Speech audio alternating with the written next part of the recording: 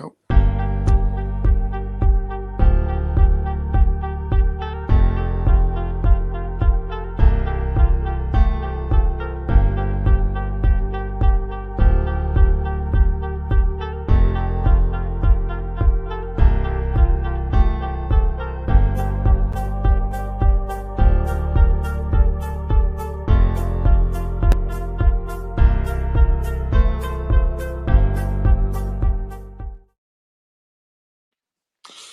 Yes, people, welcome back to another stream. Well, not really a live stream, but pre-record stream on reasons. But yeah, we're back every Wednesday. We're here. This is your little Premier League review and preview. And yeah, this is where we discuss some games that obviously happened in the previous weekend, and we preview the games in the upcoming weekend. And we always have guests with us. First of all is he's always here, Stepsy. He's been with me on Wednesdays most of the time. How you doing, Stepsy? Yeah, very well. How are you? Yeah, it could be better in terms of Man United in general. But yeah, I'm good, man. I'm good. Good to see you. Get out of the way, and then we can move on, can't we? Yeah, we do have Dan from Where There Was TV. I did stream with him before, so yeah, we know each other. But how you doing, Dan? Yeah, mate, I'm good. Done. Like I said, being a United fan, it's quite difficult, but obviously we also all like the Premier League, so there's quite a few good matches over the weekend, so I'm looking forward to talk about them. Of course, and Barney as well. Good to see you. How you doing, Barney? I'm good, mate. Thank you for inviting me on, and it's good to be part of Harry's show and to sort of have a bit of a football discussion with you. Also, looking forward to getting started. I'm not sure if you mean by that, because the first game I do have is Fulham 0, Newcastle 1. You better, could you? Okay. Obviously, we're talking about past results. We're talking about our clubs, but I mean, what on earth happened in this game? That must have been a bad result for you guys.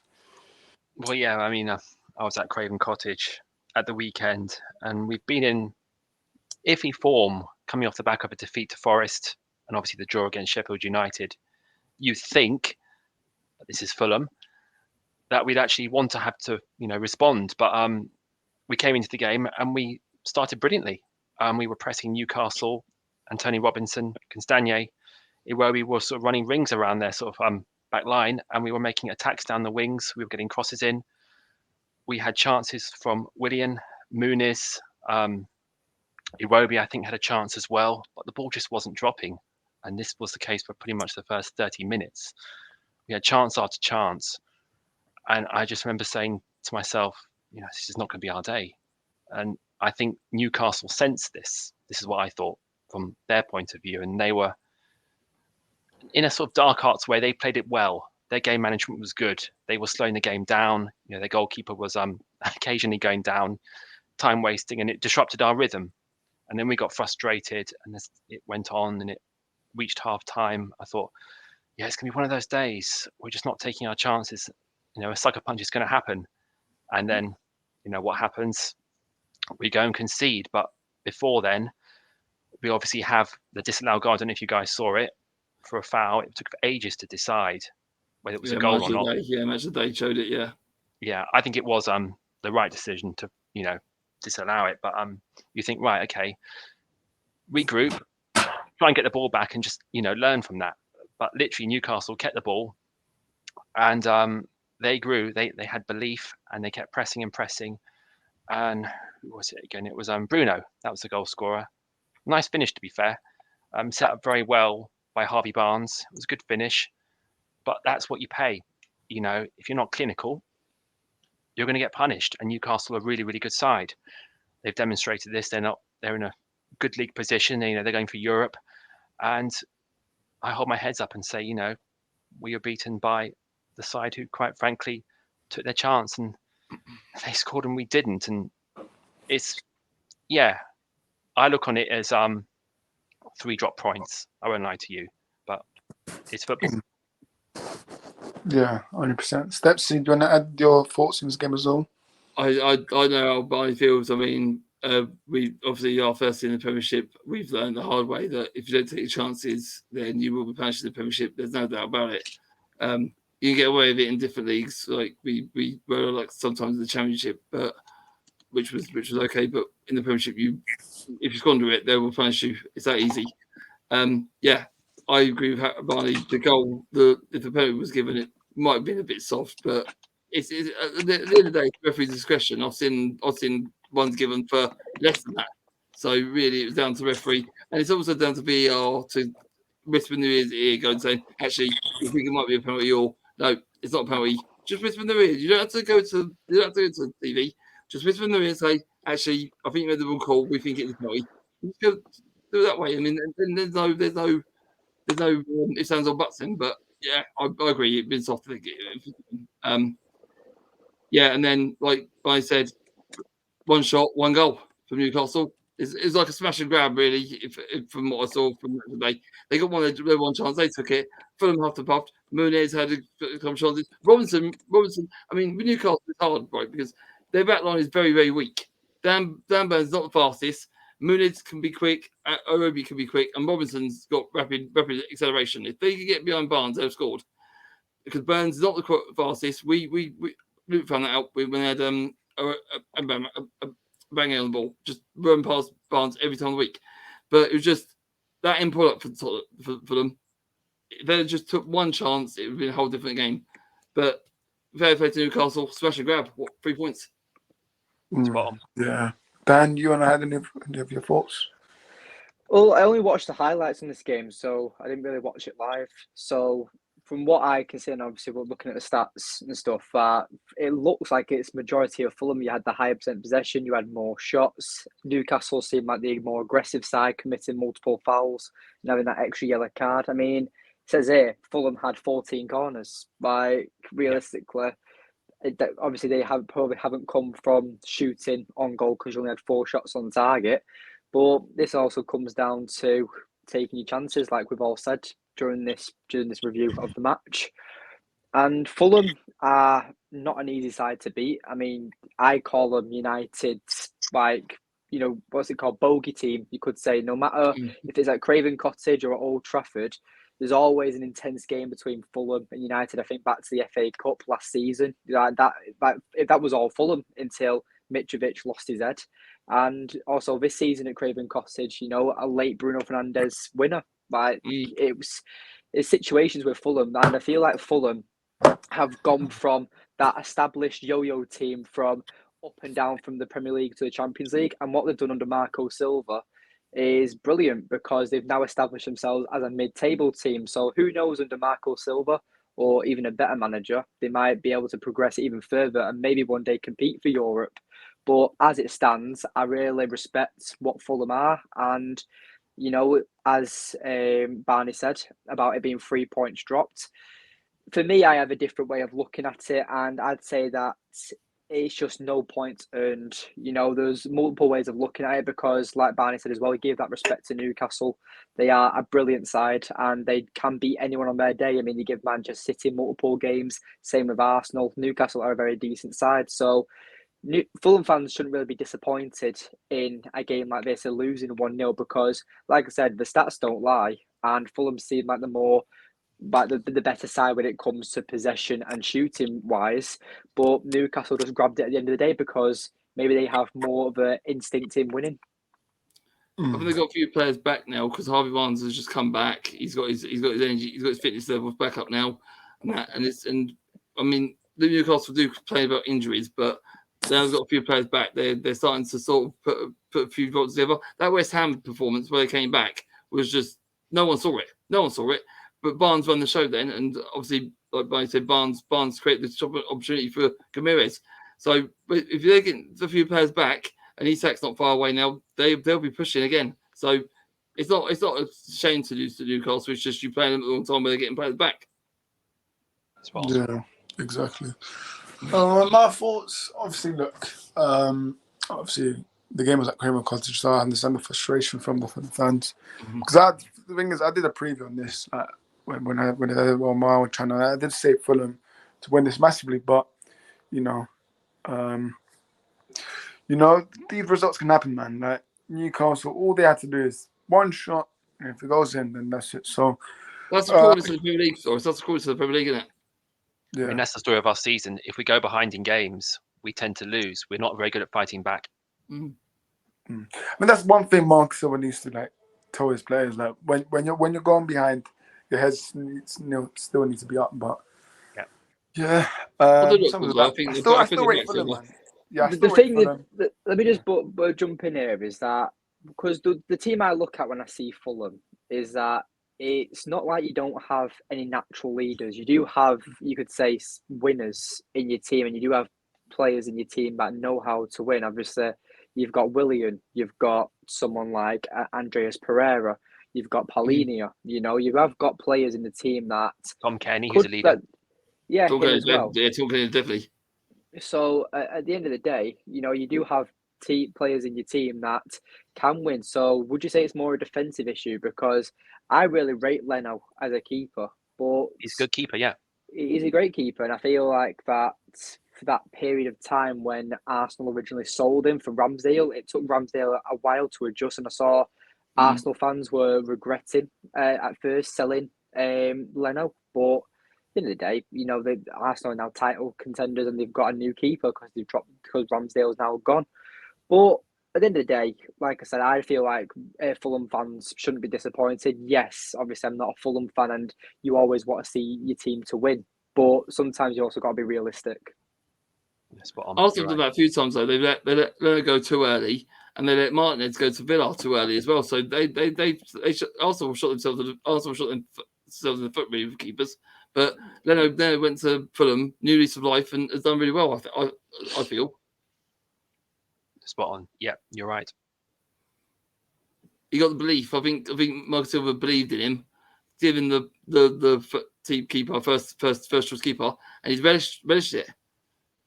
Leno's always going to be my first choice keeper. He saved us so many points over the years. So there you go. There you understand where Marcus Silva's got the belief in, then, don't you? Yeah, no, spot on, 100%.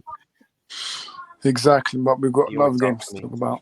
But yeah, let's see. Fulham need to start finding some winning ways next game. So yeah, because I do think they play West Ham next, which obviously we'll get onto that very later.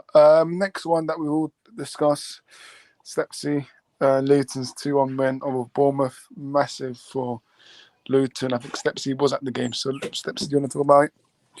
Huge. Going into this game, I mean, off the loss of 10 league defeats, still got 10 players for injury still. Going into the game, talking to people, thinking that this was a must win. It weren't. There's no draw, no loss. It just has to be a win. We all sat down nervous as hell because after what happened at Bournemouth, where we were 3-0 up and lost 4-3. Just I don't know how that happened. We just sat back and that was it. They piled pressure on, and with players like Semedo and Tavernier and all that, you're going to get punished if you sit back. Obviously, we went into the game, started off well, put the pressure on. They soaked it up. They had a few one-on-one chances. They hit the post twice, which saved us. Another defender for us, as we call it, another post defender that we've had quite a few times this season. And we hit the post as well through Morris. And I'm thinking, Jesus Christ, the nerves are going to get to them, and you can feel it in the stands as well. They were getting quite agitated, and it sort of fizzled out to go into the break. Second half, a whole different team. We set up a little bit differently, more offensive, more counter attacking, and after that, the pocket started to open. Tavernier got the ball, shot straight past Kaminsky into the net, and I'm thinking, nah, can't do this. Where we've got to get back into it. After he scored, completely different. Luton dominated after that. Barkley got on the ball, tried a few shots, but they ended up being P rollers in the end, which I was a bit disappointed about. I'm waiting to bang that 25-yarder like he used to do back in the day. But his passing is brilliant. Though his crossing was up to scratch. It's just they were just going a little bit too far for anyone to get on the end of it. Then he made a few changes, bringing Perry on, and he changed the game. He got stuck in, and then the ball came to the edge area. Bournemouth had it. He sort of put in a harsh challenge. He rolled it through to Clark. Clark sort of pivoted to to the rep to it, shot, and the keeper's rooted to the spot. He had no chance. Bournemouth do complain that he doesn't come off the line too much. He tends to be on his line a bit too much. So, but Bournemouth have been saying that he needs to learn to come out more, be more assertive in his box. But for that goal, he wasn't. Drawn towards the end. I remember a couple of seasons ago, Naismith scoring for Luton in the 92nd minute. This one happened in the 90th minute. Woodrow came on with 10 minutes to go, and I'm thinking, Jesus, what's he going to do? He's not on form. I'm thinking he's going to go to Crystal Palace, but that was just luck and judgment. I'm there scratching my head like this, going, "Oh, Jesus, where are we going to come from?" Well, I should tip my hat for him because he got into byline. He got into the edge of the area on the far side. He whipped a class ball in. The keeper didn't know whether to come or not. He got rooted to his spot. Morris turned his defender slightly, got connection to the ball. Lovely little flick of the ball into the back of the net. The keeper was rooted, and Bournemouth playing that he should come back out. He should command his box, but you can't do enough of that. When the ball's coming in, your keeper's in two minds: do I come for it or do I not? So I can't really blame him for that one. And then he got the ball, and then 9 minutes come up in injury time. I'm thinking, Jesus Christ, no. 9 minutes is a long time when you're 2-1 up with a Luton fan and trying to hold on to a lead that we've never come from a goal down or behind to win. So I'm thinking 9 minutes is a long time. That seemed like a lifetime. But yeah, we held the ball up. The keeper Minsky held on for it for a bit longer than he should, like all keepers do. Go down after put your roller, hold the ball up. We got up the other end, held it in the area. Got a few throw-ins, got it back in the area, corner kick come over, head out away, all over to one Luton. But he was very nervous for a long time. Yeah, I mean, But massive 3 points, but massive, huge. Yeah, I can imagine, mate. I mean, obviously, I can say in recent experience that United were on the opposite receiving end of that against Chelsea. United were winning 3-2, and all of a sudden, we had so much added extra time, and then Chelsea come back and win 4-3. So again, certain teams get an extra boost of energy. They become relentless when it comes to that extra added time, and it gives teams an extra motive to just push even further. But right now, I'm just looking at the Premier League table, and we done well to keep Solanke quiet as well because you give him any room, he'll score. So I think we sort of double teamed him quite a bit, and then they pushed him back out to the left hand side to try and get some width, and we just marked him out. So it was really good. But yeah, as you were saying, sorry, Dan. No, I was just going to say, because looking at the Premier League table now, and obviously Burnley and Sheffield United are practically down now. There's no point of them trying for anything. But Luton, with their most recent win, they now still remain 18th, but they're on equal points with Nottingham Forest and 2 points. Thank you, Tottenham. Yeah, and 2 points behind Everton. So I could probably say that they're the best three options that probably will be relegated. Now, I hope Luton Town stay up because, it would be a really great story, for a fan like yourself and for the Premier League as well, because Luton have not been in the Premier League for God knows how long. And Since 92. Story, Since 92. Exactly. Just when the Premier League started, we went down. Exactly. So season. So with Luton, it would be incredible for them to stay up. And, there would be fans out there like Everton, Nottingham Forest fans saying that they're only in that position because of the points deduction. But at the end of the day, the points have been deducted for a reason. I can't wait to see what happens to Man City with these possible FFP charges. What you've got to think is on that is Luton ain't spent hardly any money over. We've done a stadium up to be ready for Premier League standard, and we ain't spent a lot of money, like millions of pounds, like Fulham did. Fulham bought, Forest bought what, 25 million? Yeah. We ain't spent that kind of money. We've got nowhere near that, and we keep our books our books very much in the black, never in the red. And we run sustainably. Going on the back of that, we've still got to play Brentford at home, Everton at home, and then Fulham last day of the season. Barney, you can win everyone bar that one. and then the 2 away and the 3 away games. This Saturday we've got to go to the Etihad. We've got Man City away. A couple of weeks later we've got West Ham away, and just before we play Fulham we've got Wolves away. Okay, yeah, maybe there could be a couple of points at Wolves, maybe a point at West Ham, maybe. But if we're going to stay up, it's home games must wins. that's the story. Yeah, I mean, Home games got to be 9 points. yeah, because when United came to Luton, I don't know what the stadium's called. I apologise, but Kenilworth Road, or yeah, Kenny. Kenilworth Road. Or So church. when United came to the church, let's say, I mean, Yeah. I'm not Christian. I don't have my cross or anything, but United almost got baptized. Let's call it that as the church. But with United and a lot of teams this season, a lot of teams have struggled at your home ground, and I am surprised that you haven't capitalised enough at home. But like you said, if you guys want to stay up, home is probably your best chance of trying to stay up. But yeah, a few games that have been a bit frustrating this season. But no, I can imagine it's a massive boost to you guys. I mean, no doubt United will lose to Bournemouth this weekend. So, but obviously we'll talk about that later.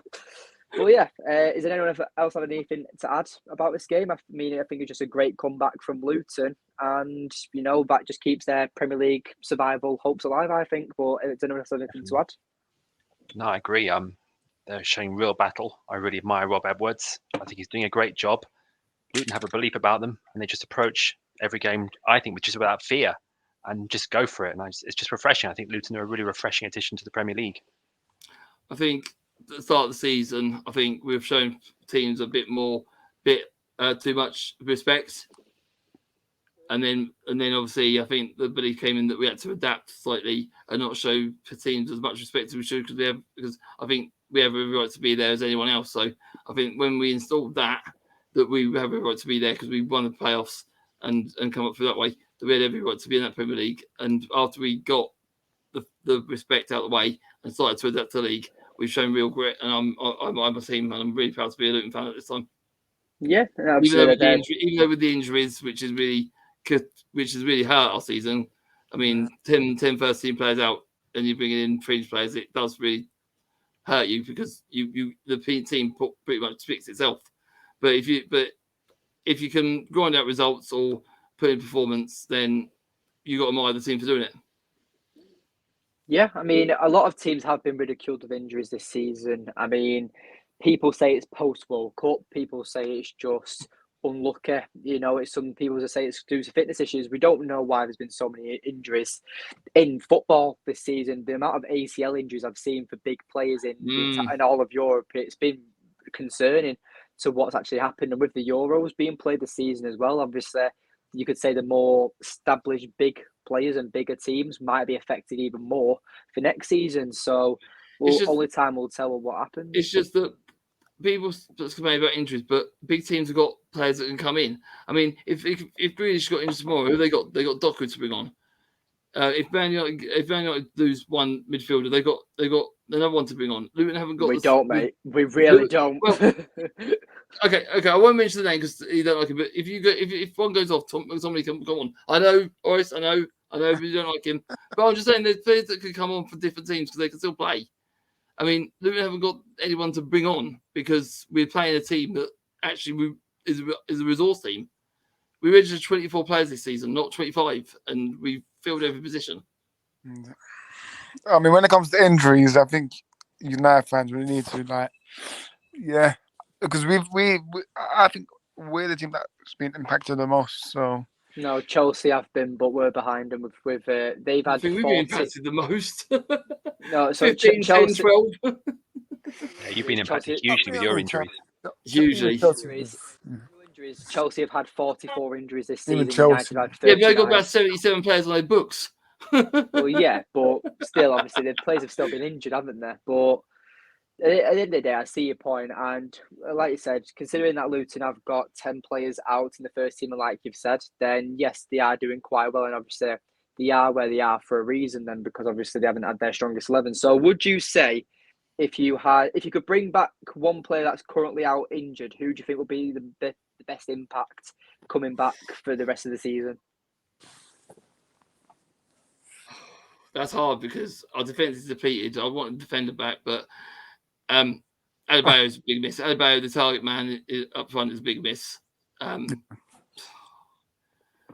we're still scoring goals, so I'll probably go for defender. I'd love to have to knock him back, but I don't think that's ever going to happen with what happened to him. I'm glad he's well. I'm glad he's looking after. I'm glad he's got his daughter. He's there to see his daughter after being born a couple of weeks ago. so which is good.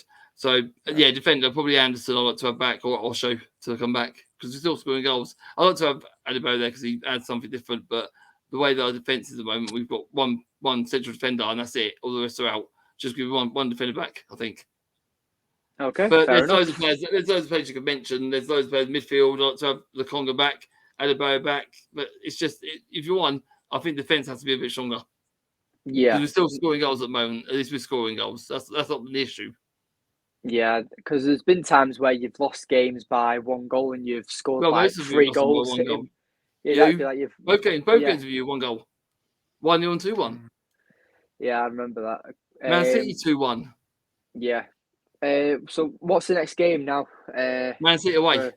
Man City away. I mean, Yeah. if you get some out of that'd be. No, it's 3 points. That's not a problem. That's easy. Oh yeah, we'll see. Yeah, no. With that one, most Luton fans with me say free hit, but also you could look at it as homework. If we do something right in that I'm going to game, put a £1 bet on then for Luton to win at weekend. See how much it wins. It's free hit, but also you could look at it as homework where you could say if we do things right and cause them problems, take that into the next game. Yeah. Sort of thing. It's getting the ball off City that's going to be tricky for you. That's going to be hard. We're going to be chasing it, and they're going to have at least 70, even 80% possession easy. Yeah. But if we get one chance and we can take it, who knows? I mean, to be fair, City have been leaking goals, man. If you did the Aston Villa game, the goals that they conceded is just PSG Barcelona won, by the way. Yeah, but my thoughts, and then we'll move on to the next game that we're gonna discuss. We'll talk about Man City later. Yeah. Listen, I predicted Luton to win 3-1. So you did. Everyone else 2-1 apart from Manny and Hanno. Yeah, massive win for Luton, man. That's just big for them. Yeah, huge one. I do think that this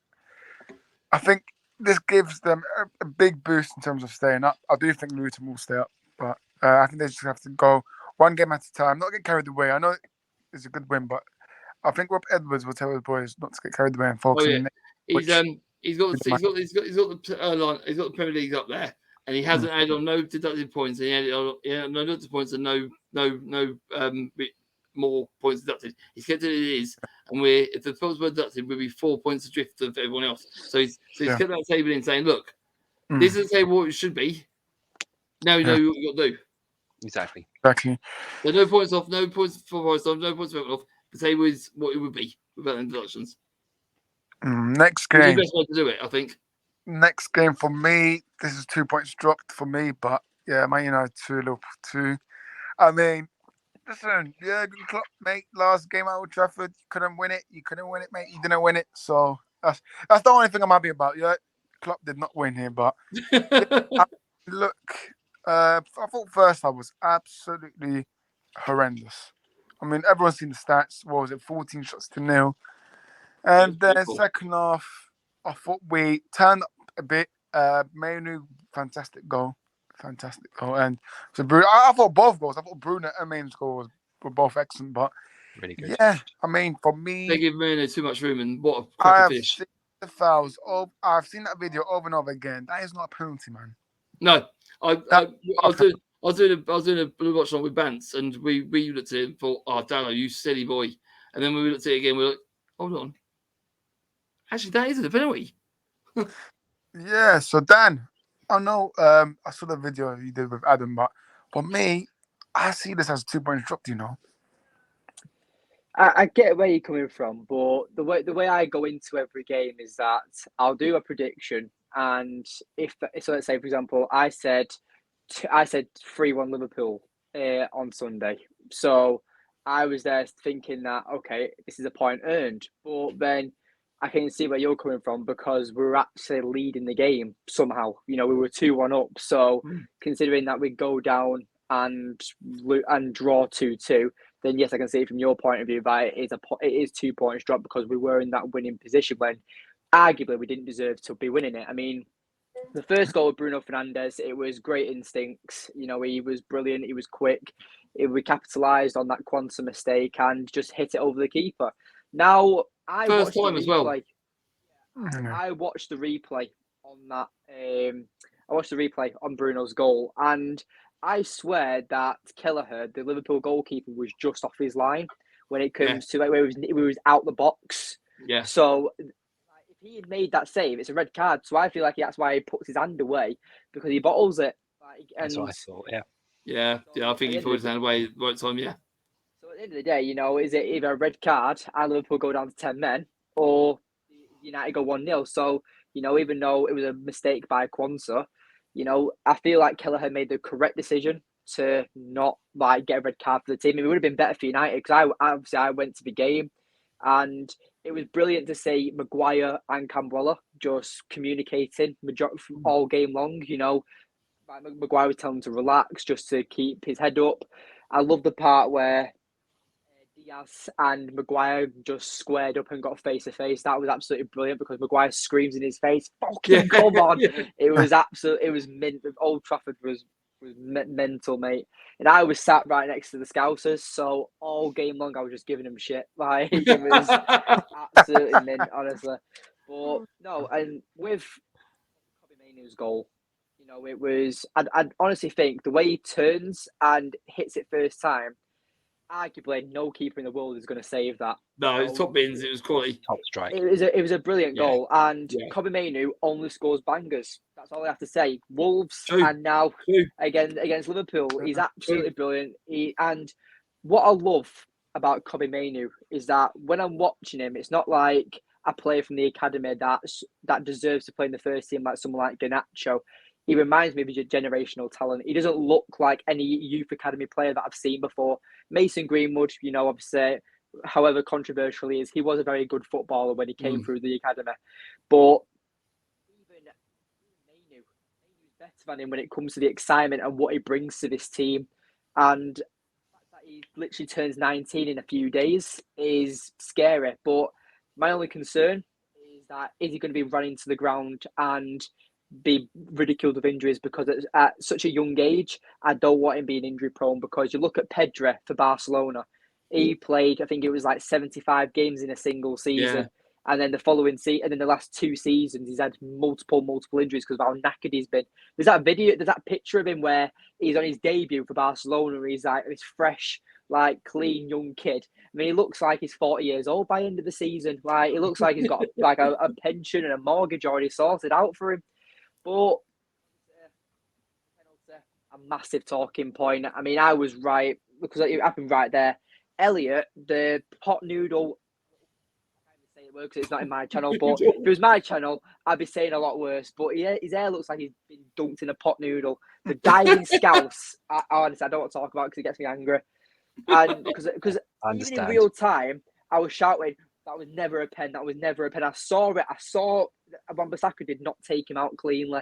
And then as soon as I saw the referee point to the decision, I was saying to this old guy next to me, his name's Malcolm, and I just got chatting to him in the game.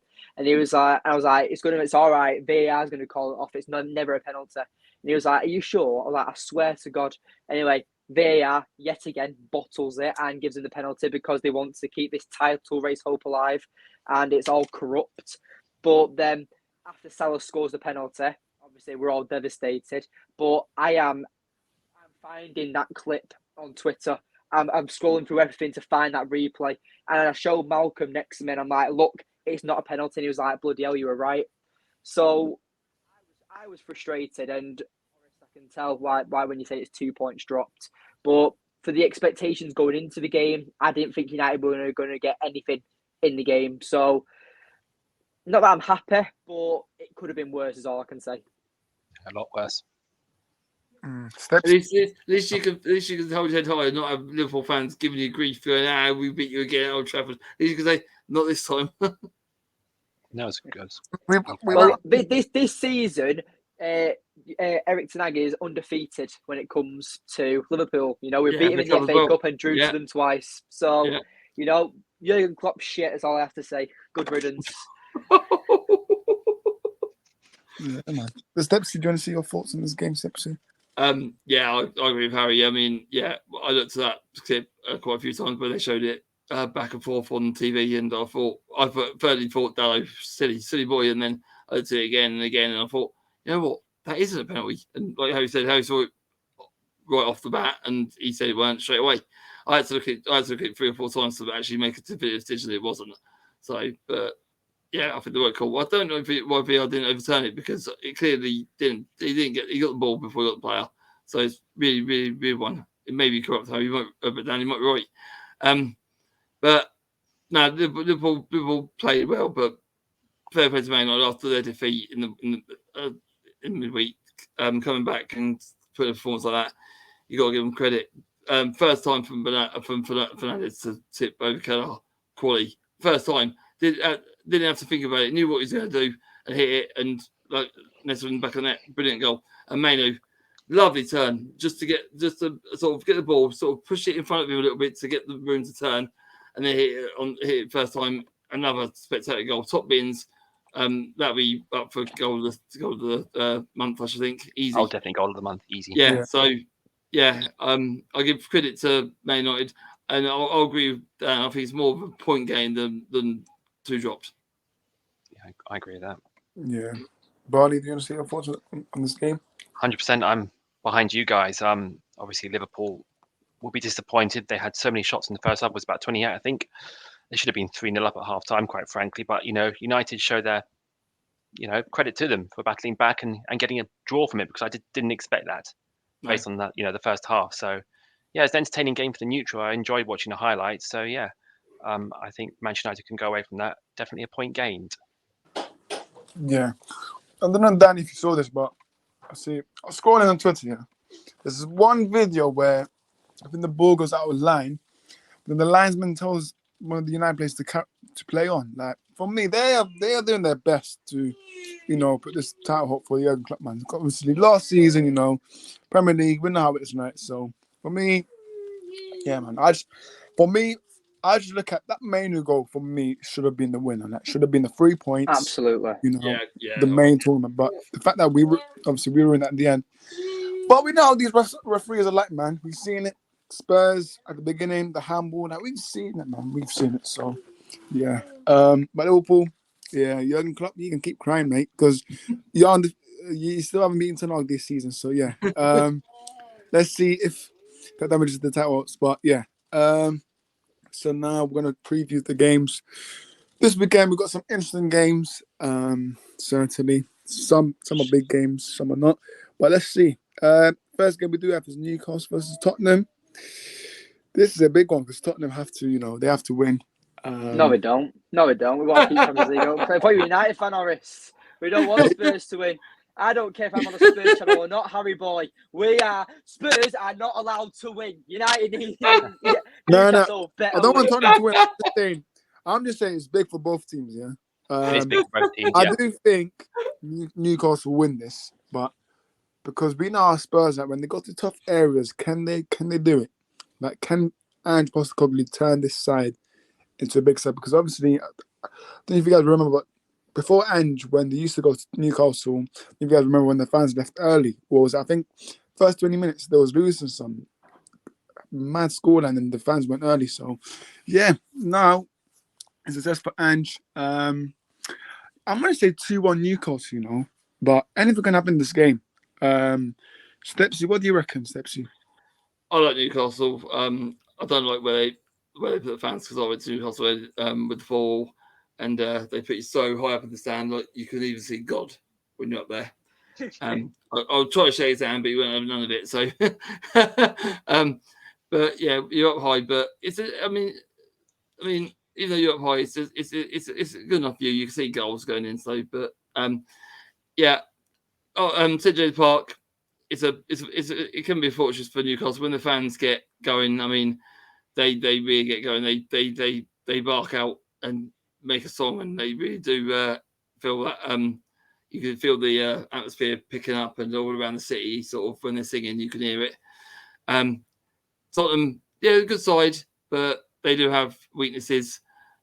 I think with Newcastle, with some players coming back, Harvey Barnes now on song, Gordon back after his England exploits, getting back into the rhythm of the Premier League again. Gameres holding the ball up in midfield, and that I just think they've got a bit too much for Tottenham, considering St James Park. So I'm going to go Newcastle 3, Tottenham 1. Fair enough, Ben. I like Newcastle 1. I'm going to say 3-2 Newcastle. I was thinking that, but I thought... I feel like it's going to be another one of them games where it's literally just that close. I feel like that Newcastle have got in good form at the right time, where as Tottenham, players like James Maddison and players like Richarlison being out injured, you know, it's not a great time for like Spurs fans. And you know, when they're trying to get that last push to try and finish in that Champions League spot, you know, I feel like that they are going to struggle towards the end of the season. And I mean, this is just a prediction. I mean, it's not because I'm a United fan. I don't want United to finish in the Champions League or anything. But, you know, at the end of the day, I just want a good game of football. And I feel like Newcastle and Tottenham can definitely provide that. They've both got great teams. And I guess it's just down to who's the better manager. Postecoglou has one style and one style only: attack, and try not concede. He plays very simple, exciting football. But Eddie Howe, I feel like he's more patient and can see out a result and can come back from losing positions, where I feel like once Spurs start to lose a game, they really struggle to come back and win a game. But that's just the way I've seen Spurs this season. And by the way, with everyone who says that Postecoglou is better than Erik ten Hag, I mean, I'll censor it myself. But, you know, at the end of the day, I feel like that with Postecoglou, he is a very decent manager and he has surprised everyone, because I thought it was a Celtic manager. It's going to be like Gerrard. He's not going to be able to adapt to the league, blah, blah, blah, blah. But, you know, he has done well. He has played exciting football with Spurs. But the thing is that Erik ten Hag won a trophy in his first season with Man United. Postecoglou hasn't. Erik ten Hag got third with Man United. Postecoglou is probably going to finish maybe fourth or maybe fifth. And finally, Erik ten Hag also had to deal with European football. Tottenham haven't this season. So I will truly develop my opinion on Postecoglou when I see him competing in Europe, like I've seen with Eddie Howe, and like when I've seen with the likes of De Zerbi this season, as well as Erik ten Hag. So Postecoglou, I just feel like he's been very overhyped by the media. I think Postecoglou and ten Hag are very the same. They're not very animated. I mean, when Luton went up against Tottenham, he didn't show no emotion. He just stood there, still motionless. Didn't even walk back to his seat. He just stood there, hands in his pockets, and just stood there. No motion on him at all. Not even angry. Not even happy. Not even going, "Oh bollocks, losing." None of that. Just stood there, motionless. He was like a statue. He didn't even move. And I was thinking, this bloke's like stone cold calm. And same when I was at Luton, Man United. We went when he went well up, no emotion. Went 2-0 up, no emotion. 2-2. He still stood there, no emotion. It was just it's strange seeing both of them with no emotion. I mean, Edwards is all shouting, barking, anything he can do. But Postecoglou and ten Hag, basically that's what it was. And I was thinking, these guys show no emotion. They're so calm or so collected and think their game plan's going to work. And most of the time for Tottenham, and it does. Maybe not so much, but it's just the way they set a game plan out and don't have to bark orders out after that. They just let it play out. It's strange, because I'll be motioning all over the place. I'll be hands out, barking everything. But then it's just stand there. I mean, Mark Silva does a little bit of a jog, a little bit of a moan, but then he's always doing it. No, but he just don't. Off. The guy always gets a yellow card, man. I always look at different managers, and yeah, Marcus Silva's a little bit. He's got a bark, but Ten Hag and Postecoglou, they got nothing. But the thing is, Ten Hag has actually been suspended for one game though. Like some good rule where you get 3 yellow cards and. Yeah, that's where he probably as it goes to the fourth official. This is fucking bollocks. But yeah, Barney, what do you think about this game? I'll let you go now. Sorry. Yeah, I like the way Ange plays, having obviously seen Fulham play Tottenham recently. Fast attacking football, you know what you get. But I do think Eddie Howe's, as Dan says, he's a patient sort of manager. He'll sort of work his sides into the game, and I do see Newcastle actually. Sorry, Harry, when you hear this, but I do see Newcastle actually winning here, and I think it's going to be 2-0 Newcastle. We're going to be on Harry's TikTok when Spurs win like 4-0 or something now, aren't we? He's going to be like doing one of the things where he laughs at us or something. Spurs can't keep clean sheets. That's their problem. That's true. And I can't. But hopefully, Actually, Newcastle. yeah. The thing is, United fans will ask for Champions League, but let's see, man. Let's see.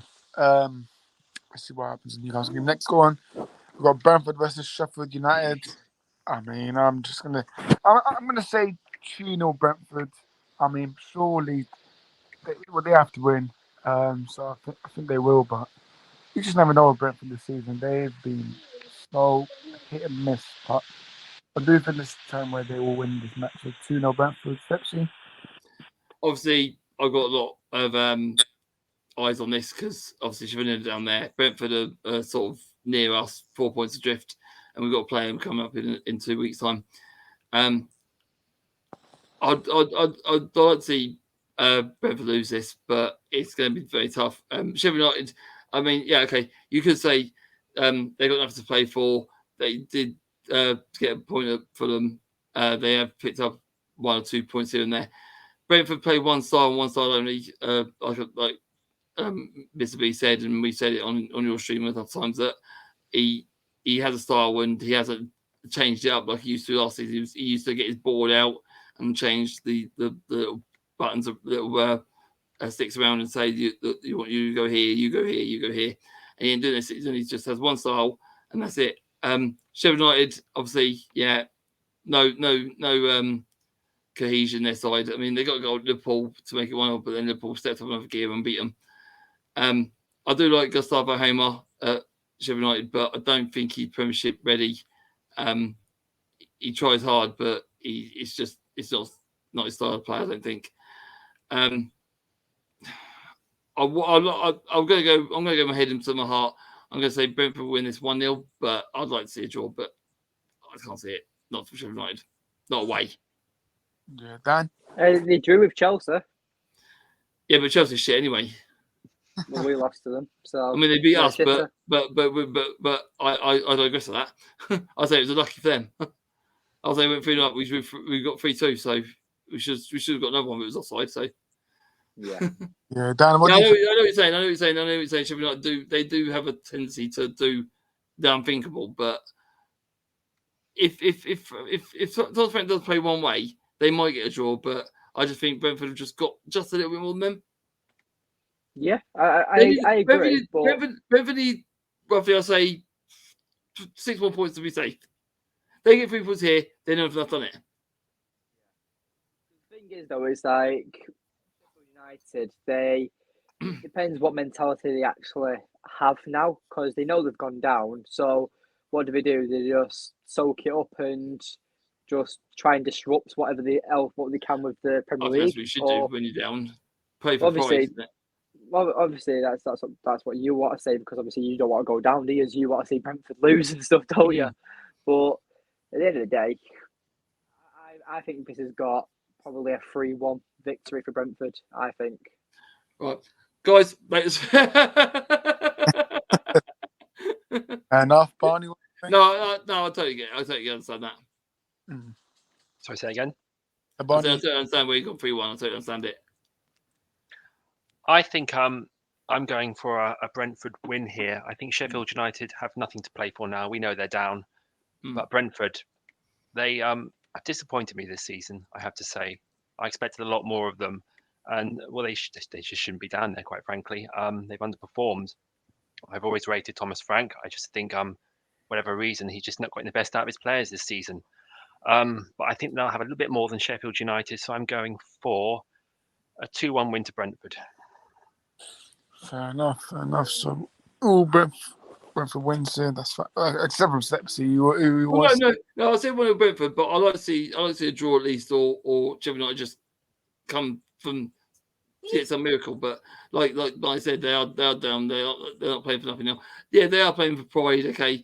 But I still think being Chris Wilder in was the wrong appointment, because what he done when he was there the first season, it wasn't going to be the same when he come back. And I don't agree with managers come back. I mean, Luton have done it a couple of times, and I don't agree with it. The only thing the one that done it for Luton was David Jones when he came back, but that was under protocol when there was no fans, and he could come back in and save Luton, and then the fans would forgive him.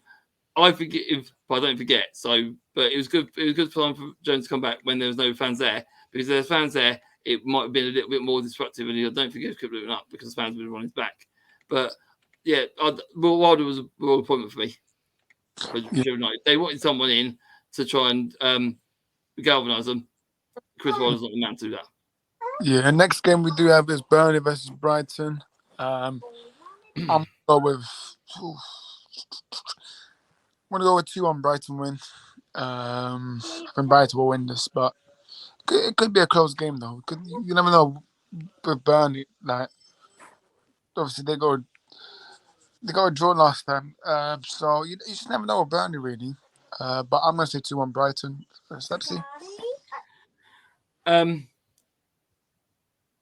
They got Burnley now got Fofana back, haven't they?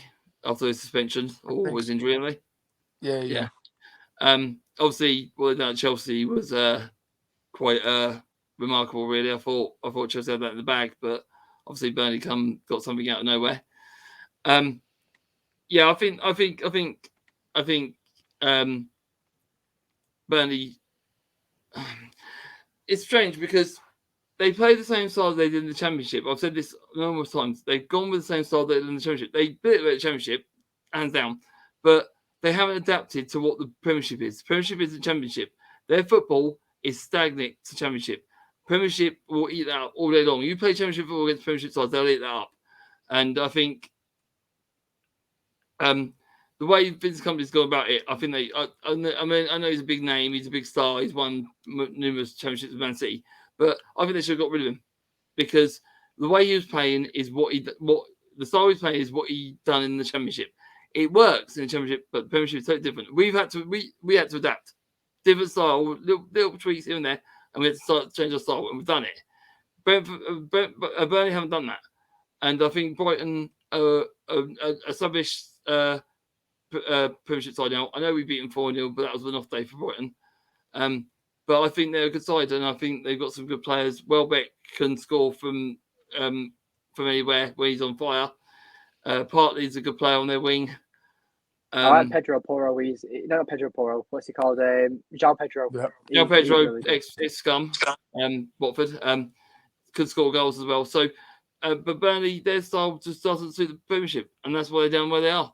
So I'm going to go for Burnley 0, Brighton 2. Fair enough. Dan, they can pick up points, but their home form's not been great either. I mean, I've gone for quite a few high-scoring games here, and I'm going to go for 3-0 Brighton. I feel like, I mean, I said 3-1 Brentford. I've said 3-2 Newcastle. 3-2 Newcastle, and so I'm going 3-0 Brighton. I watched the Liverpool and Brighton game a few weeks ago on Easter Sunday, and Brighton were very lucky to not get battered off Liverpool, but they still showed glimpses of dominating Liverpool at times. So I don't think they'll have any issues against Burnley. PSG have equalised 1-1. Who have? PSG 1, Barcelona 1. Dembele. Nice. Fair enough. And Barney. Oh, Barney, Yeah. sorry, Barney. I go by what you guys have said. Especially what the point you raised about Burnley still playing as a Championship side in the Premier League. I mean, like us, we've adapted to the Premier League. Yourselves, Luton, have adapted to the Premier League. Burnley seem to be sort of in this kind of rut of just not being able to make that transition. And I think Brighton, they've got some really, really good players. I think we'll have too much for them. So I'm probably going to have to go for a 3-0 Brighton win against Burnley. I think they'll have too much for them. Dan concurs. Yeah, but I've gone with 2-1 Brighton. But Burnley, Stepsy, when he's been saying about Burnley playing Championship football, that's what I've been saying as well, Martin. So, yeah. Nah, but No, it's whoever says it. It is if as soon as you watch them play and you see a couple of their games, even on TV, you see what kind of style they're playing, and it just stems from there. Stepsy, over to you now. Pass. Okay, right for Luton, free hit. I'm going to say it, free hit. I just hope we don't get battered. I want us to go out at Man City. I know Villa went at Man City and they got punished, but I think if we can just give it a go, that's all I want. Just give it a go. Just play for the shirt. Just play for the shirt. We all know. I mean, Man City look good against Real Madrid, but we all know Real Madrid can. They'll score 2. They'll score 3. You score 3. We'll score 4. They managed to keep it. They managed to go out a game of 3-3, which I thought was a brilliant game. Some good goals from Man City, but incredible goals from Real Madrid. But I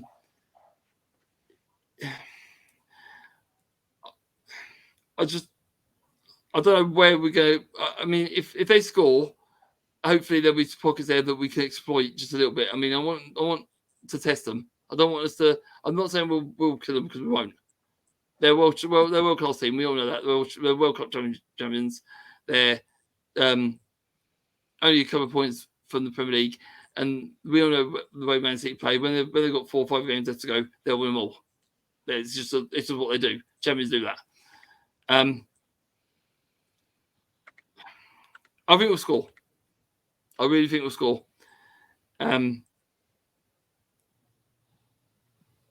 You know what? I'm going to go Man City 3, Luton 2. I'm going to put it up there. I think we'll score 2. Somehow, I'm going. I'm there. Go up tomorrow night by train. So same my sister because she's in Manchester. I'm going to go to the game and then I'm going to train home the same night. But yeah, I think we'll score 2, but they'll score 3. But I just think they'll be because it's a big pitch. I think there'll be pockets, there'll be space that we can exploit. Fair enough. Dan, what are you thinking? We'll lose, but I just hope we'll make it just 1 goal. That's what Well, we'll lose. You're probably gonna like my result, to be honest. I agree with the amount of goals Luton's gonna score. I have gone for Luton to score 2 goals, but City will score 1. I think this is going to be the upset of the season, and this is where Man City bottle the title and Liverpool will win it, or Arsenal. I feel like that City are going to win the Champions League this season, but Luton will win 2-1.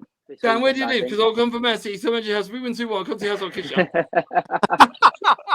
Where are you? I'll make sure I get a taxi, that Uber, straight to your house. That's just my thoughts. I personally feel like this is one of them games where City have just had a very intense game against Real Madrid midweek. There's an upset town somewhere. I just feel like this is what I feel. I feel like Luton will have that extra motivation. They've played City enough times this season. Yes, they've lost in both occasions, but at the end of the day, I just see it and I feel like Man City had a very intense game against Luton. Phil Foden went off with an injury, whether it's dead leg or not, he could be out, and he's been arguably their best player this season. You've got Erling Haaland, the robot, but he needs a bit of WD-40 in recent performances, so he'll be no threat. So I just personally feel like 2-1 Luton, and it's going to be the surprise of the season. And this is where City bottle the title. That's what I think. Fair enough. Interesting. Barney, what about you? What do you think? I love that. I love that more than anyone. I think Luton are going to give Man City a game. That's a fact because they give most sides a game. You ran us very close to the cottage, and you play without fear. And though Man City have huge amounts of quality, I expect them to win only just, which is why I'm going for a 2-1 Man City win. I think Luton will make a really good battle of it, but will come up just a little bit short. Fair enough. Comes down to me. I was very close with last time. Oh, what's gonna happen? Right, I'm saying this here. I'm honestly thinking this. I think it'll be Man City 0, Luton 1. The Luton will win it. 1-0. Honestly, this City side, yeah. I don't think they'll have Kyle Walker. I don't know if he's fit for this weekend. No, he's not. De Bruyne, apparently he's been vomiting. I mean, this guy was scared to play against Real Madrid about vomiting, bruv. Pep should have just said De Bruyne was scared to play against Real Madrid. But yeah, De Bruyne obviously was sick. So Luton, I know Stepsy is smiling now, but I really do. If you can keep tight in that game, play from minute 1 to the end, you can get something. Like the way they've been conceding goals, I've been listening to Seattle fans, but I've been listening to one of them on a podcast. The way he speaks about them conceding goals, then Luton can do something. Like honestly, I said this to Stepsy, when Luton came to Old Trafford, honestly, they gave us a good one. We should have got a point at least. Yeah, It was Lindelof who scored the bloody goal for us. Yeah, I know. Lindelof never scores for us. So That's what we tells you say. what kind of game it was. When we were leaving there, we were like, how the hell did he score? yeah. So I'm going with We've 1-0 got- Luton clean sheet as well. So yeah, 1-0 Luton. But Don't worry, I'll go from Dan's house. I'll come to your house. well, you want me coming to North London, that's for sure. But anyways, I don't know. I'll drop my kit off and then come to yours and give you a kiss after. yeah, next one. We do have something that Steps will definitely be watching. This is Forest versus Wolverhampton. Hugely be watching that. Stepsy, what do you think? What do you think? I like going Neil.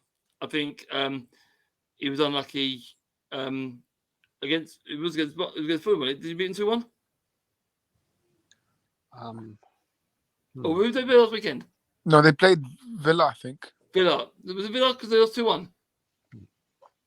It was Villa, yeah. It was Midland Derby, wasn't it? It was Midland Derby, yes. Yeah. I thought Villa were lucky to get out there with 3 points. We all thought. They played West Ham at home. They lost. Yeah. Yes. Yeah. I knew it was one of them. Yeah. I think West Ham were lucky to get out there with 3 points. Obviously, we all thought when they set the manager, we all thought, oh well, Wolves, they're going to be in the mire this season. They're going to be down there. They're not going to do nothing. They're going to find it hard to set up. Daniel went in there, no transfer budget, just other players he had, and he's done a remarkable job. He's up there for manager of the season because of what he's done with Wolves. Obviously, yeah, they've had a little bit of dip in form where they've lost West Ham, they lost Coventry in the quarterfinals of the FA Cup, and there is points to be had. But I think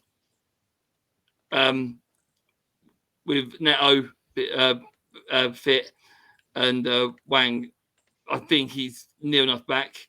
I think Wolves will be a bit too much Forest. I think Forest count their chickens. Their lives are running out thick and fast, and I think this will be another life they lose. So I'm going to go for Forest 1 and Wolves 2. For anyone who actually isn't watching it, it's 2-1 PSG now. Oh, Yeah. Oh yes, it is. Yes, Vinita. But no, Yeah. I'll jump on my prediction for this one. I'm going to say 1-0 Wolves. I just feel like it'll be a game that Wolves will. Yeah, I feel like that what Wolves have done this season, very, very good, and I just feel like they've been in better form than Forest in recent times. Fair enough. And Barney? Yeah, I go by what Dan says. Wolves are in great form this season and could be a lot higher, potentially. Forest have battled away, but I think Wolves will just have that little bit too much quality for them. And I'm going for a 2-1 Wolves win. 2-1 I Wolves. think Wolves are happy because Bournemouth have moved down the neck for European stock. We beat them, and Wolves also haven't lost no ground. So Wolves stay above Bournemouth, and I think they're still hoping that they might sneak into that conference thing. So that's why I go for Wolves, because I think they've still got an outside chance of sneaking just in that conference spot. Yeah, they got a chance. Table's tight. Yeah. I'm saying I'm going to say 3-1 Wolves. I think Wolves will win this. Yeah, I honestly think that will be too strong for Forest, but we will see, man. We'll see what happens. But listen, Wolves, please turn up. But let's see what happens, man. Let's see what happens. I expect it to be a very, very good game. We all thought Forest home form was good last season. It hasn't been as good as it has been as it was last season. So there's always cause to upset there. Yeah, exactly. They're going to the Trent after. Yeah, exactly. Bristol City 3 Blackburn 0. Bloody hell. Best bodies. But yeah, next one. I mean, do we really have to talk about this? Can we skip this game, lads? Like, No, you Not a took all. chance. Not a we chance. so we Bournemouth. I don't know what to expect from this team. I really don't. I mean, obviously, on an update that Varane will still be out and Evans is still out, so it will be same defense from Liverpool, which is fine. I don't have no complaints with that. I thought Cambuala was good, very good, by the way. See, I think like every tackle we made, he was trying to roar up the crowd. So that's something that you like to see from a player. In terms of midfield wise, keep it the same, please. Just keep it the same. No one needs to add Scott McTominay. Keep it the same. He's injured anyway, bro. So you're going to keep He's injured Casemiro there, are you? Who's that? Who's that? Sorry. So then. Same Yeah. McTominay's Yeah, but injured. Tommy's injured. No, I heard that he's injured for like 2 or 3 weeks. So Yeah, he is. That pleases you. no, I don't wish for no one to get injured. No, but you don't like him, though. I don't rate him as a player, but I don't wish him. You absolutely berate him on your channel. You absolutely berate him. Yeah, maybe that. Related to Ferguson. I don't want to know the side he's related to Ferguson. That's what you do on your channel. It's funny. Regarding to attack, I would like to see some different attack to Liverpool. Please play Garnacho on the left, and I would like to see Ahmad start or maybe Anthony, to be fair, because Anthony, you know what, against Chelsea, I thought he had a very good performance, but with Tenag, he likes his style by Rashford, but for me, do you think Rashford's a bit out of form at the moment, so you drop him for the time being, or is he just too big for his boots at the moment? I just think he walks around, man. I don't know what Dan has. I'm gonna come to that, but for me, when you walk around and you play next match, I think Tenag needs to be more stricter. But for me, this is what I'd go with. Just go with Garnacho on the left and play Anthony, because we're seeing it work. And for me, Is Hoyland injured? Is Hoyland injured? Hoyland, no, he's fine. Hoyland's fine. Okay. Hoyland's fine. Yeah, but yeah, Dan, how do you see this game, man? Do you think we'll he's see a Haaland from Wish, but okay. All right, now City win 6-0. Fuck off. Anyway,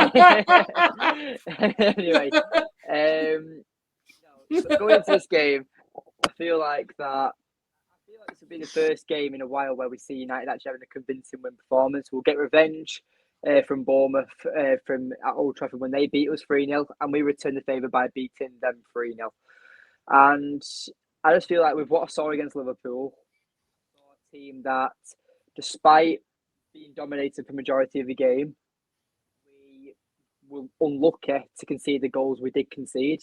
It was, for the first goal, was just Diaz on the back post unmarked. That was just lazy defending from whoever was supposed to be marking Diaz. And then a penalty, that shouldn't have been a penalty. Simple as. So the way that I see it is that if United focus and are composed in this game and we don't bottle it, I feel like United can have a very convincing performance. Now, I feel like Tenag will go for the same team he did against Liverpool. But if it was up to me, I would have Anthony on the right, Garnacho on the left, and I also would drop Bruno Fernandes and put Mason Mount through in the middle. But I know that's not going to happen. I feel like that Rashford will start, Bruno will also start, and Garnacho will be seen on the right wing. So at the end of the day, we'll see how it goes. I'm quite optimistic going into this game. We've got, obviously, this is our last Premier League game until the FA Cup semi-final. So it is going to be a tough game, I believe. So, but I just feel like that United will just have that bit more extra to offer to Bournemouth, and Hoyland will score again. He's a bit of a goal drought, but Hoyland will score in this game. I feel Man United, and what I see Man United on smaller pitches, when they're on big pitches, they tend to pass the ball around and look for opportunities. But when they're on smaller pitches, and what they've done against when they play Luton and they play Brentford, that they tend to play more counter-fast football, get down the pitch a lot quicker, and I feel that will happen at Bournemouth. So for me, I think Man United have got a good shout here. I think they'll play counter, quick attacking football, break down any kind of resistance Bournemouth have, and I think they'll win comfortably. I'm going to go 3-0 as well. Yeah. Yeah, that's good. Barney, what about you? No, I agree. I think Manchester United will approach this game exactly that. They'll want to sort of stamp their authority. Bournemouth are a good side, though. They'll put up a fight. Yeah. I don't think it'll be all Manchester United's way. As we've seen, Dan, this season, you've had your ups and downs, as we know. But I think Man United will do it. I'm going for a 2-1 United win. Just look out for Again, I'll Semedo. take it. Just look out for Semedo and Taverner because they're the great midfield that Bournemouth play through. Hopefully, no Yeah. mistake from us. For me, please, let's cut the mistakes that we've been doing. Please try to keep the leads. Yeah, we have a quick, fast counter-attacking football on Saturday. Because the last game against Bournemouth was Max Aaron's their right back. He was their best player because with Max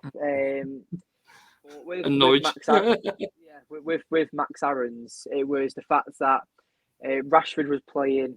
Was being marked by Max Aaron's, and because Max Aaron's knew Rashford wasn't going to track back, Bournemouth were practically attacking us with 5 forwards, and that's why we got absolutely battered. So hopefully, if Rashford does start, he actually does his bloody job, because right now Rashford's just bent like his Bentley. Like, there's nothing else to describe it. Like, I just want him to show a bit more fight, and considering with the Rashford we saw last season getting 40 goal contributions in all competitions, we thought that was a new Rashford and it was going to kickstart and have a better season this season. But I personally think the way that this season's gone, that was just a freak season, and Rashford's not going to top that season in the Premier League for the rest of his career. I feel like that was just a fluke season. He was the main man, and he just got in great form and was just very lucky with majority of his chances. I think he's a very decent footballer, but it's just the attitude issues, and it's just a player that I've washed my hands with. You say Rashford freak season last season, but a lot of people, and you correct me if I'm wrong, I mean, it's your opinion, Lindsay. People are saying that this season's a weaker Premier League than it has been. I'd say stronger. It's been a stronger Premier League this season.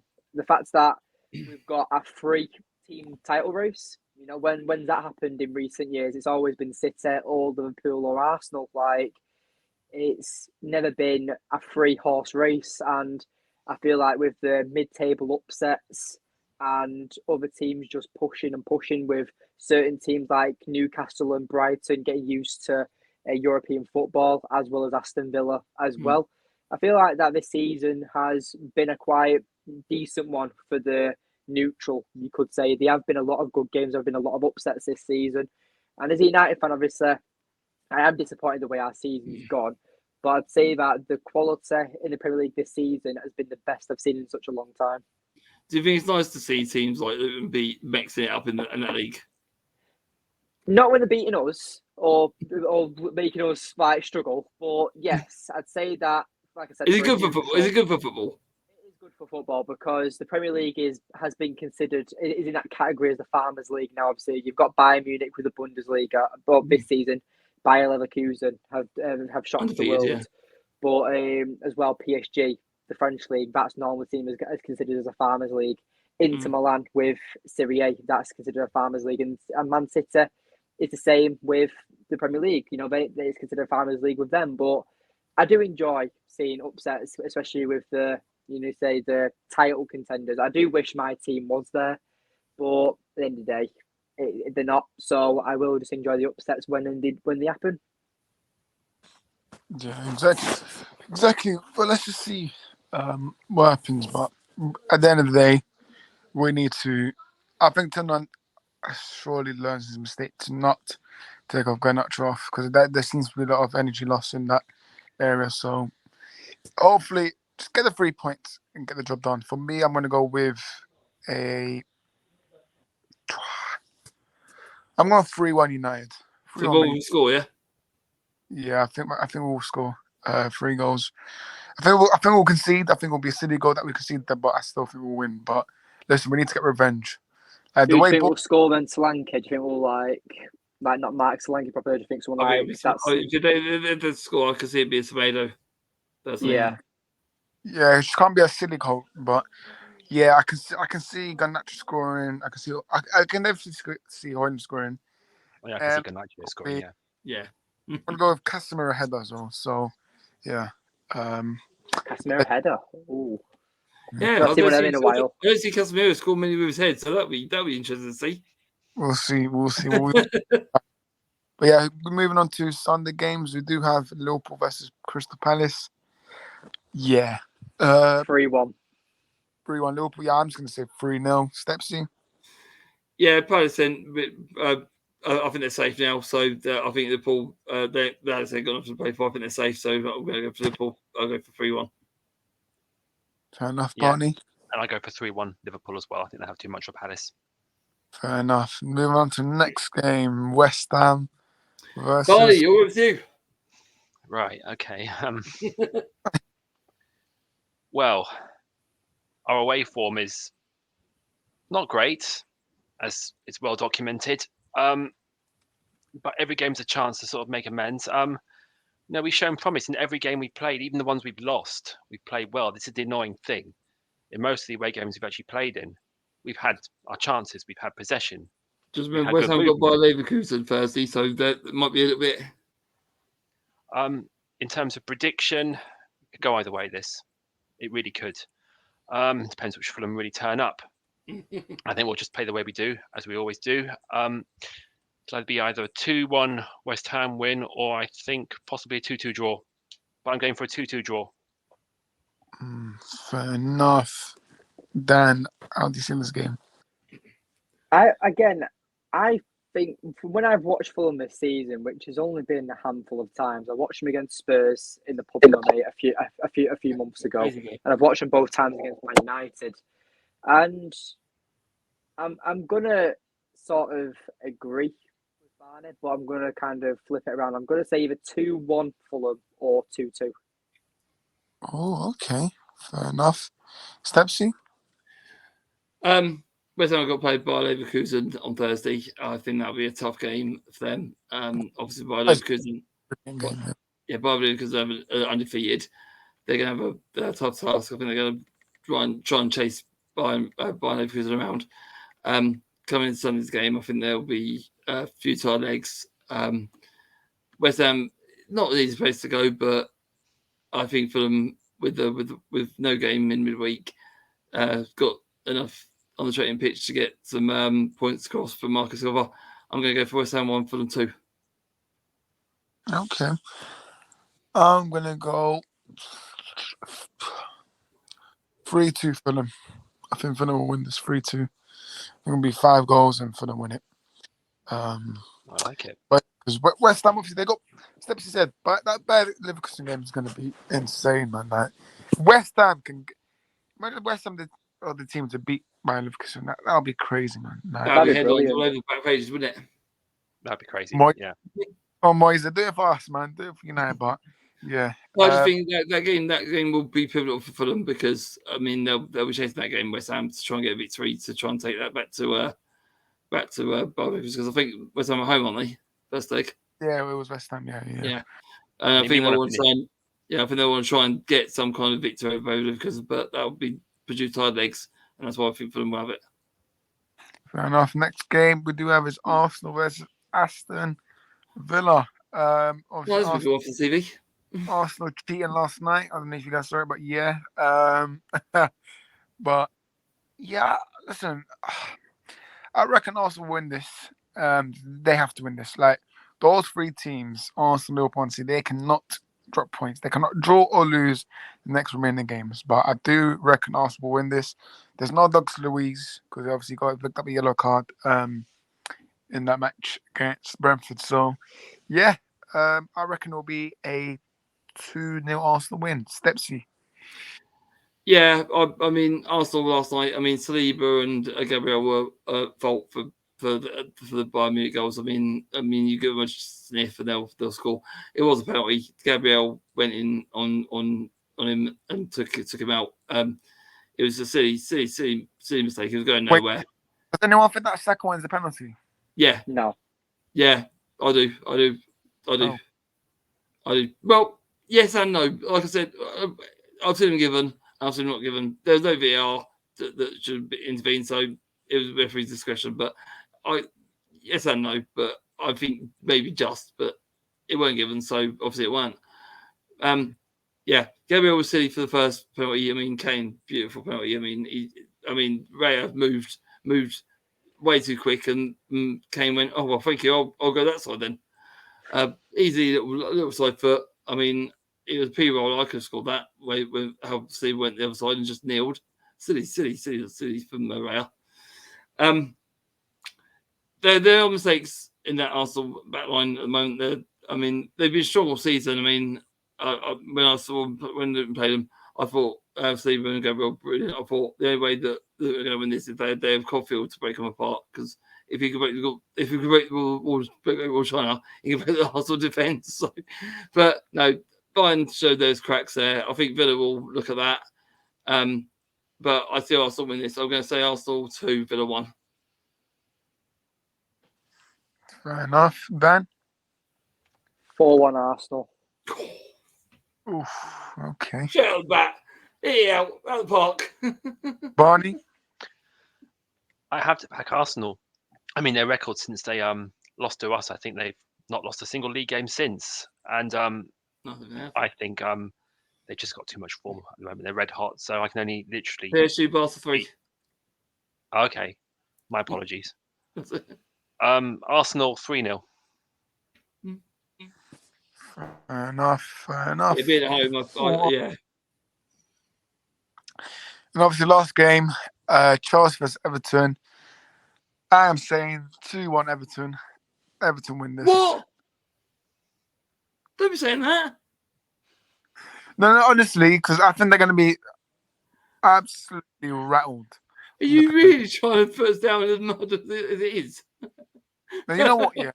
Wait, 2. No, don't change it. If you think 2-1 Everton, that's fine. Your Friday show's out the window now. I'm coming.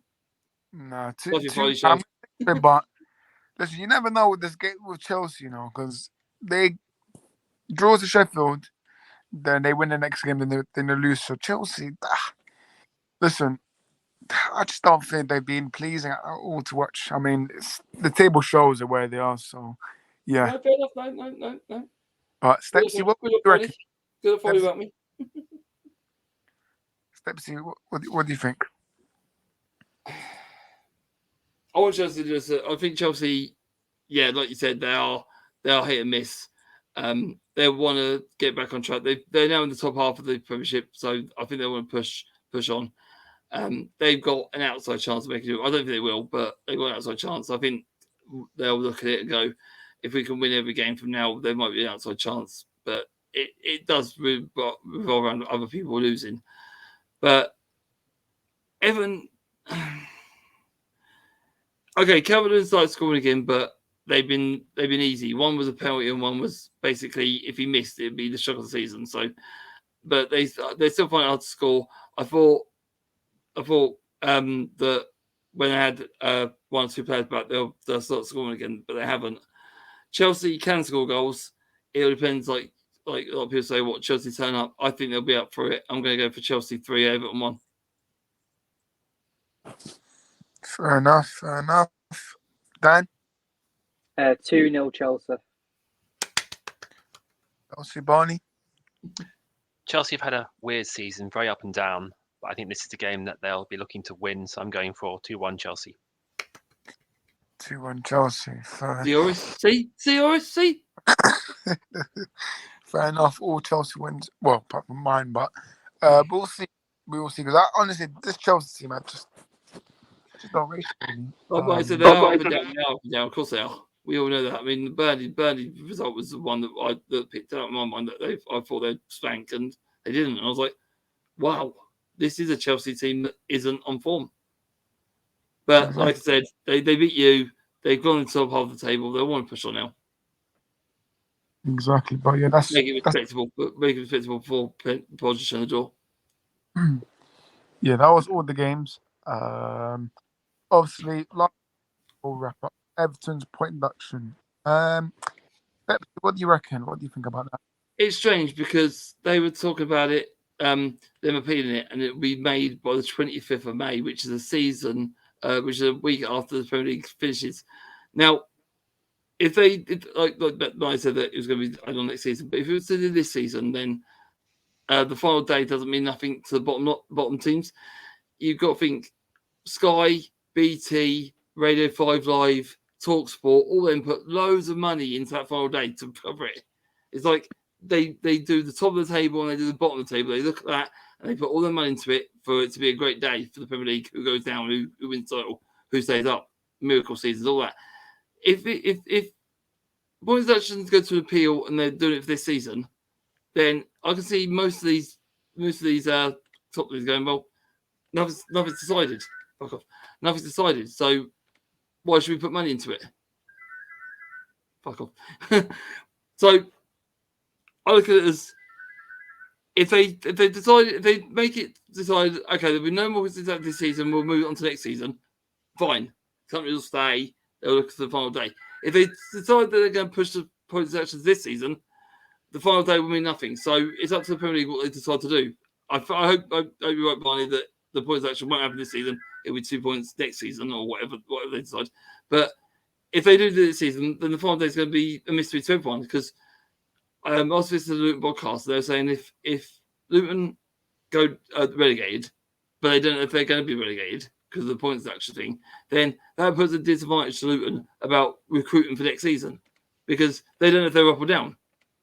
So everything needs to be decided before that final game, a couple of days or a week before Fulham. So everyone know what they've got to do or what they haven't got to do.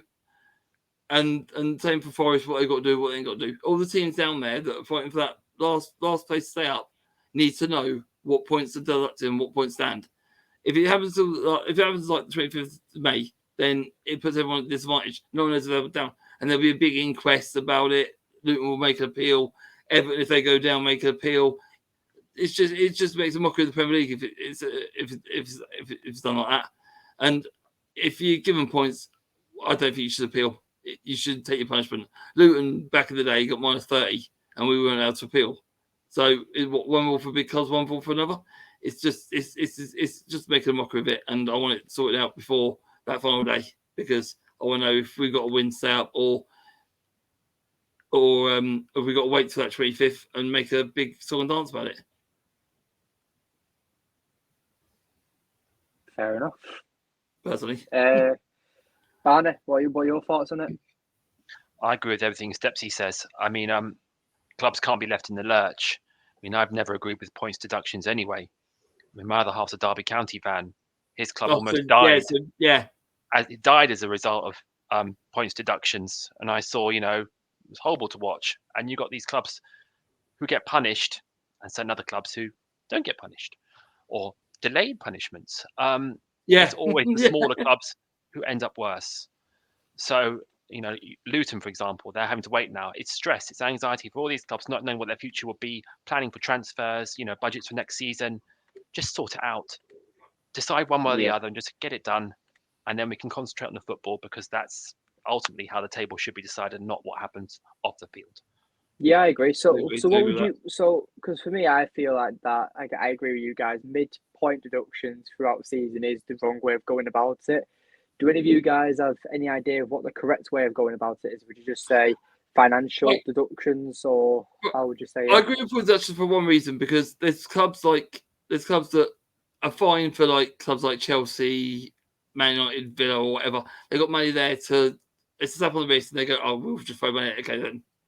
United don't throw money at it, mate. We're in nearly $1 billion. No, I'm just saying as a point of view. But Man United have got money, City have got money, and these clubs at the top, and Arsenal and Chelsea have got money. If they slap them with a fine, it's not a problem for them. They can do it. Small clubs can't do that. The Forest, the Everton, they were a big club back in the day, late 80s, 90s. They're a big club, but they're now classed as a minor club because they ain't got the money anymore, so they can't throw money at it. Luton definitely can't throw money at it. Forest definitely can't. And I think point deduction is the only way to do about it. But if you're going to get a point deduction, it should be finalised. That is it. No appeal. You've done wrong. You spent without your means. You shouldn't be doing it. That's the way it is. I know there's a now proposition that they're going to bring in a loan, sort of a bingo sort of loan in now, where you're allowed to spend over your means. You got to pay it back over a certain time. I don't agree with that. You spend with what you got. You don't overspend. That way you don't get in trouble. That's why Chelsea haven't sacked Podge yet, because they know if they stop Podge, they go into FFP regulations as well. They go into the sustainable rules as well because the money's on. So they can do it at the end of the season where they won't get point deduction because it's the end of the season. If you do it over a course of seasons like Everton have and Forest have, then the point should just stand because you've done what you've committed a law. You can't appeal this. You've done what you should have done. Your point's there.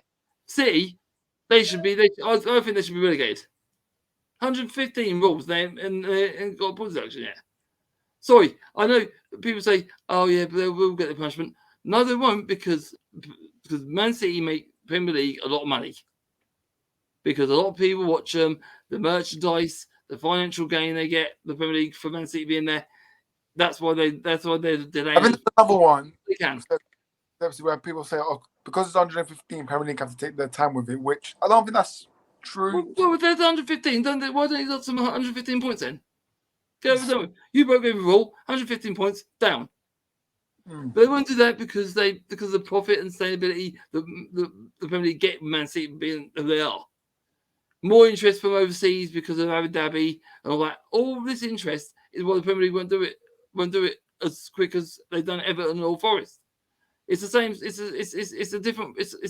a rule for small clubs over big clubs. It's the same. It's the same every season. The small clubs get hit. The big clubs somehow manage to find a loophole or some kind of thing that don't get the punishment when they should be getting it. Just like the Forest Everton. If they've got them too, why Man City getting the punishment now? Because of the money they generate in the Premier League. Money talks. In the Premier League it does. Yeah, exactly. I know we could say, Juventus went down, but that was because of the law breaking and all that. But they went straight back up after one season. So really, I mean, they had Cannavaro who stayed there, but it's the same sort of thing. But if Man City went down, okay, they'll lose a little bit of money, but it's not. Then if they all stay there for one season in the Championship, they'll get straight back up again. But it's just if you're going to set a rule, go with it. Every club, no matter who you are, go with it. Every club. Derby found it out. Luton definitely found it out by being on the league side for the 5 seasons where they got the -30. Why Man City get the same punishment? So true. I mean, us, for example, we're having to be so careful in the transfer market because I know for a fact we're very, very close to the line with our accounts. So we have to be really careful. Have to be very careful. It's just it makes a mockery, really. If you get a point deduction, you should be able to appeal. And I don't really fines are nothing to these big clubs. They can pay it. Exactly. So there's got to be some. So if you want a way of doing it, then there's got to be a way to benefit smaller clubs the same as big clubs. And points is the only way I can see it being. Exactly, but let's see what Premier League decide to do. If they decide to take action, because what they're doing now, Everton points deduction, Forest points deduction, but with Man City, there's nothing so far. So there's 115 there. I mean, Forest broke 1, Everton broke 2, obviously because of another point deduction they're getting. But Man City broke 115. Yeah. If these little clubs, even Fulham, I'll say Fulham, if they put one rule, the Premier League will be down on them, hand and fist, straight away. Man City, we'll delay it to this time. We'll delay it to the end of the season. No, bollocks, you broke 115. We only broke 1. Come on. Yeah, exactly. But we will wrap up here, as we don't want to keep going longer and longer. But yeah, let's get people to shut the socials. Stepsy, start with you. We can find you. Yeah, I've got my YouTube channel up and running now. Hopefully, we'll get some videos out of it. Orest will help me out with that. And a few others like Bance and Simon, who's Wolf Fan Division, when we get some videos out. Otherwise, if you don't find me on any videos there, you can catch me on Instagram at Stepsy Boy or Twitter or X, as Elon Musk likes to call it now, at Stepsy Boy 82. Yeah, you can find me on Orest Talks Football Wednesdays and Fridays. Sometimes on Mr. B's Football Chat Debate Show. Big up to Mr. B. Wolf Fan Division, Simon, big up to you. And Bance, big up to you too. And you'll find me on Gunners Boy TV with Dell. Big up to Dell and his posse. And True Gunner, I've been on his channel a couple of times now, so big up to him as well. And till Friday, enjoy any football's coming up. Yeah, big up to Stepsy, man. Dan, big up to you. Where can we find you? Thank you, mate. You just dropped me right in it there. But no, yeah, you can find me on Red Devils TV, YouTube and TikTok. I've just released a new video today about 5 players that will save Manchester United for next season. So if you could go check it out, I'd really appreciate it. But yeah, Twitter, it's just Dan Caulfield, and Red Devils TV on TikTok and YouTube. So if you could just give me a subscription, I'd really appreciate it. We've just recently hit 1,500 subscribers. So just pushing for that 2K now. So yeah, thank you for having me.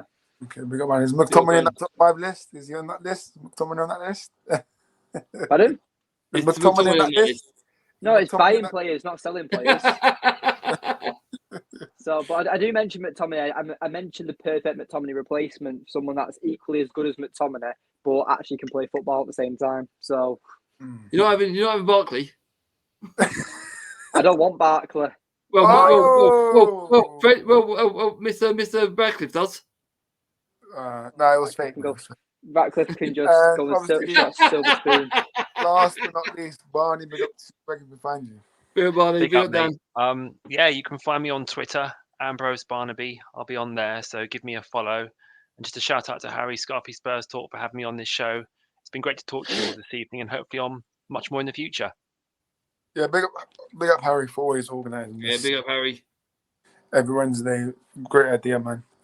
Hopefully we're gonna have tune tactics for next week as well.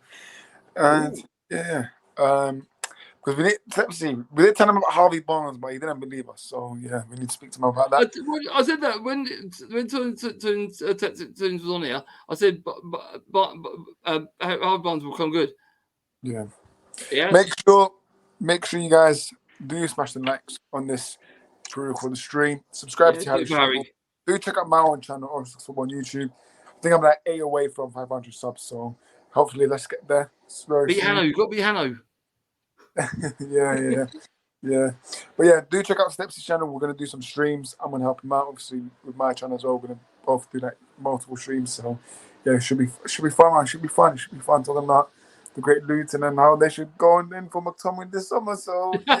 I don't think we want him. Little bit, but yeah. Hopefully you guys enjoy this video, and we'll see you next time. Peace. Peace. All the best.